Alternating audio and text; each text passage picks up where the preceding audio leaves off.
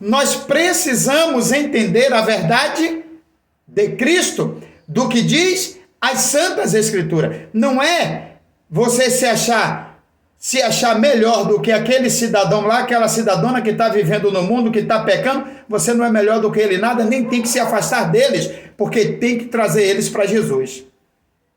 Aleluia. Agora, ele está dizendo, Paulo está dizendo, é os de dentro de casa, é aqueles que congregam com você. Aí a coisa muda de figura. É aqueles que... Aí ele ainda diz assim, ó, pois com que direito haveria eu de julgar os de fora? Qual é o direito que eu tenho se eu não consigo nem julgar os de dentro? Qual é o direito que eu teria? Louvado seja Deus.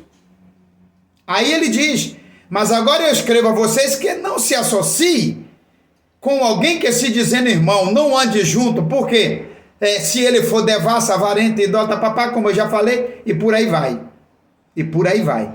Aí ele diz, pois com que direito haveria eu de julgar os de fora? Mas será que vocês não devem julgar os de dentro?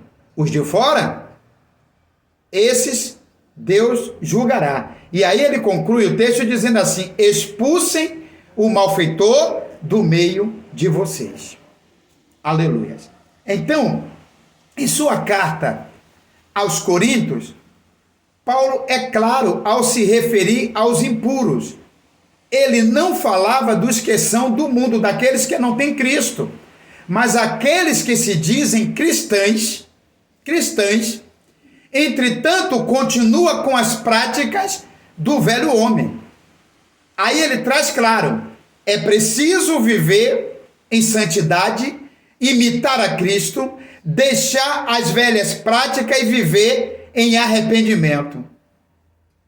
Aí um determinado escritor, estava lendo há poucos dias, o Drummond Lacerda, ele escreve no seu livro, um livro que ele tem fora de alcance das crianças, dizendo que não era assunto para criança. Ele define santidade como influência, não como viver afastado do pecador. Santidade é você ter um padrão de vida separado dos erros do mundo, é você não compartilhar com aquilo que está errado, é você não aceitar nem na sua vida, nem na vida do outro. Mas eu tenho ministrado no nosso ministério, melhor dizendo, porque nas nossas congregações eu tenho ministrado isso, nós não somos melhor do que ninguém, nós não estamos acima de ninguém, nós estamos aqui para dar exemplo, gente.